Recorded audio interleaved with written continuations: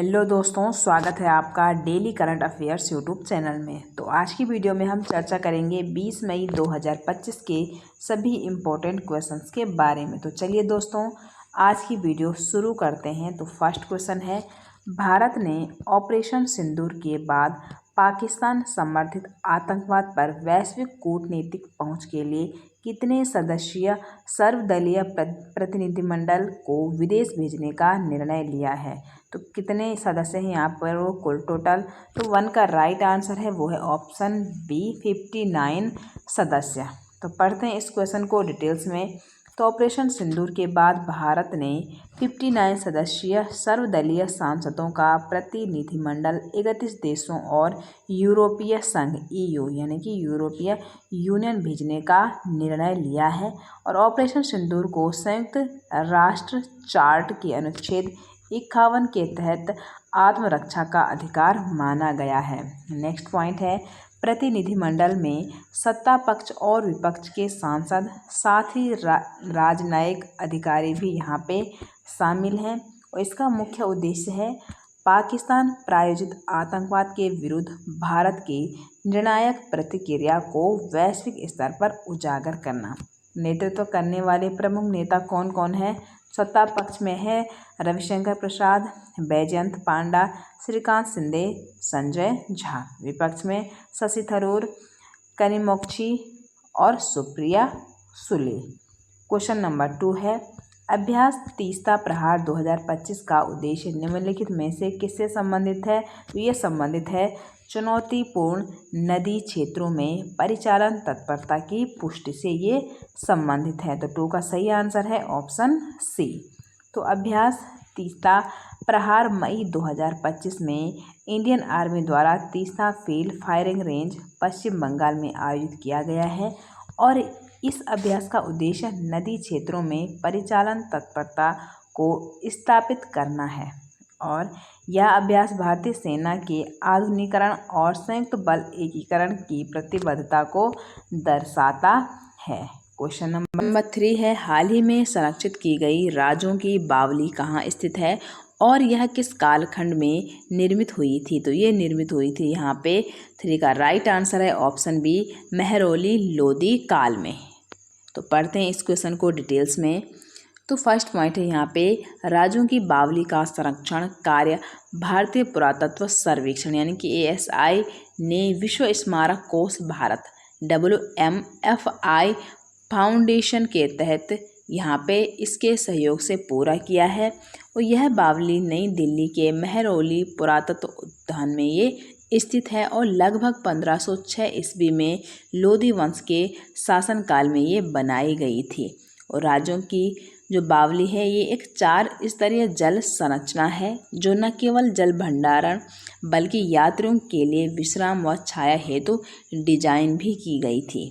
इसकी वास्तुकला में मेहराबदार स्तंभ यानी कि स्टको मेडेलियन की नक्काशी और ज्यामितीय पैटर्न की कलात्मकता शामिल है। और कुल क्षेत्रफल 1610 वर्ग मीटर गहराई और 13.4 मीटर और मुख्य टैंक का आकार जो है वो है 23 × 10 मीटर इसका कुल टोटल क्षेत्रफल है। क्वेश्चन नंबर 4 है, एक देश एक धड़कन यानी कि 1 नेशन 1 हार्ट बीट अभियान किस मंत्रालय द्वारा प्रारंभ किया गया है। तो ये प्रारंभ किया गया है संस्कृति मंत्रालय के द्वारा 1 नेशन 1 हार्ट बीट। तो एक देश एक धड़कन एक 100 दिवसीय राष्ट्रव्यापी अभियान है जिसे संस्कृति मंत्रालय द्वारा प्रारंभ किया गया है। इसका उद्देश्य है देशभक्ति, राष्ट्रीय एकता और शहीदों के प्रति कृतज्ञता को जन जन तक पहुंचाना इसका उद्देश्य है। और भारतीय पुरातत्व सर्वेक्षण ASI के निर्देशन में 60+ विरासत स्थलों को तिरंगे के रंगों में प्रकाशित किया गया है। प्रमुख स्मारक की बात करें तो लाल किला हो गया, चित्तौड़गढ़, सांची, लेह पैलेस, गोलकुंडा किला, कुतुब मीनार।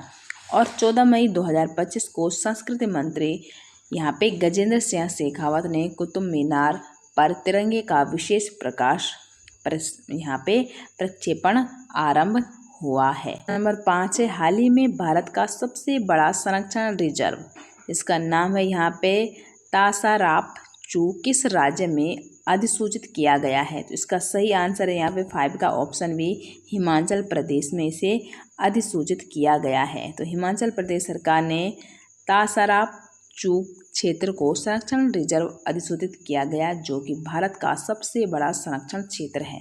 यह हिमाचल प्रदेश का 5वां संरक्षण रिजर्व है और अन्य 4 रिजर्व दारलाघाट, नैना देवी, पाटर हिल और सिल्ली संरक्षण रिजर्व हैं।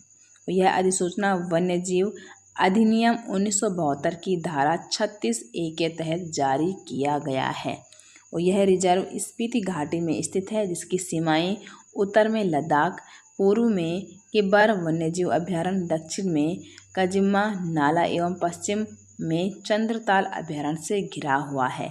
और हिम तेंदुआ, जिसे घोस्ट ऑफ द माउंटेन कहा जाता है, इस क्षेत्र की एक प्रमुख क्या है? प्रजाति है। नेक्स्ट क्वेश्चन है, सागर में सम्मान नीति किस उद्देश्य से भारत सरकार द्वारा शुरू की गई है? तो 6 का राइट आंसर है वो है समुद्री क्षेत्र में महिलाओं की भागीदारी बढ़ाने हेतु ये शुरू की गई है। तो ऑप्शन सी है इसका राइट आंसर।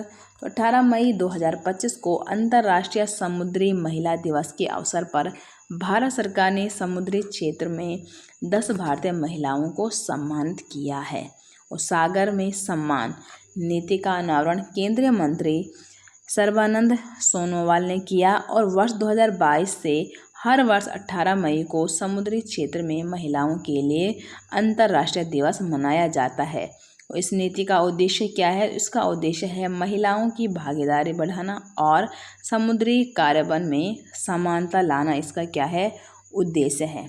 2025 का विषय था महिलाओं के लिए अवसरों का महासागर और भारत का लक्ष्य है 2030 तक तकनीकी समुद्री भूमिकाओं में 12% महिला प्रतिनिधित्व और महिला नाविकों की संख्या 2015 में 1699 से बढ़कर अब 2024 में 14,255 हो गई है।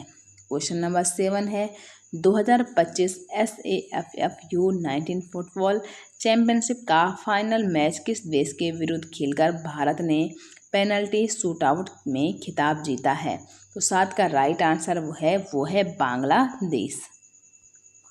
तो भारत ने यहाँ पे पेनल्टी शूटआउट में बांग्लादेश को 4-3 से हराकर 2025 SAFF U19 चैंपियनशिप का खिताब अपने नाम कर लिया है। और 2025 दक्षिण एशियाई फुटबॉल महासंघ साउथ एशियन फुटबॉल फेडरेशन यानी कि SAFF U19 का आयोजन 9 से 18 मई 2025 तक अरुणाचल प्रदेश के यूपिया के गोलन जुबली स्टेडियम में किया गया था। क्वेश्चन नंबर यहाँ पे 8 है और ये है आज की वीडियो का last question. PSLV C61 mission की विफलता के कारणों की जांच के लिए समिति गठित करने की घोषणा किसने की है? तो ये घोषणा की है V नारायण ने। ठीक है, तो यहाँ पे PSLV C61 मिशन की विफलता के कारणों की जांच के लिए इंडियन स्पेस रिसर्च ऑर्गेनाइजेशन यानी कि इसरो, भारतीय अंतरिक्ष अनुसंधान संगठन ने एक कमेटी का गठन किया है। और यह घोषणा 18 मई 2025 को इसरो अध्यक्ष V नारायण ने बेंगलुरु में की है। और यह PSLV की तीसरी विफलता थी। पहली विफलता थी PSLV D1 जो कि 20 सितंबर 1993 में हुई थी। फिर दूसरी विफलता की बात करें PSLV C39 31 अगस्त 2017 को हुई थी। और तीसरी विफलता PSLV C61 वो हुई थी 18 मई 2025 को। और PSLV C61 को सतीश धवन अंतरिक्ष केंद्र श्रीहरिकोटा आंध्र प्रदेश से लॉन्च किया गया और यह श्रीहरिकोटा से इसरो का 101वां प्रक्षेपण था। तो ये थी दोस्तों आज की वीडियो। उम्मीद करते हैं आपको ये पसंद आई होगी। वीडियो पसंद आती है तो वीडियो को लाइक करें, शेयर करें, कमेंट करें। मिलते हैं नेक्स्ट वीडियो के साथ, तब तक के लिए थैंक यू।